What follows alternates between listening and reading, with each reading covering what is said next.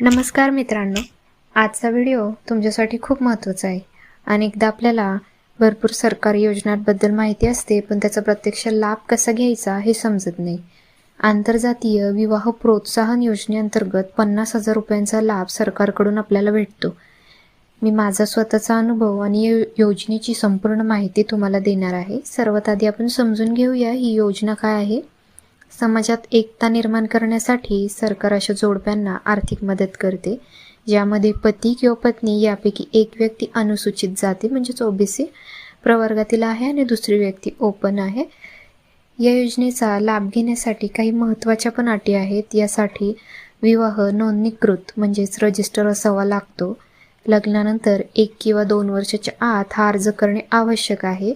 यासाठी तुम्हाला जातीचा दाखला, लग्नाचे प्रमाणपत्र म्हणजेच मॅरेज सर्टिफिकेट आणि आधार कार्ड आणि लग्नाचा फोटो यासारखी कागदपत्रे लागतात. हा अर्ज कुठे करायचा, तर मी माझा अर्ज माझ्या जिल्ह्यातील म्हणजेच पुणे जिल्ह्यातील समाज कल्याण विभागाच्या कार्यालयात जमा केला होता. तिथे मी कागदपत्रांची पडताळणी केली आणि काही महिन्यांनी ही रक्कम माझ्या खात्यात जमा झाली.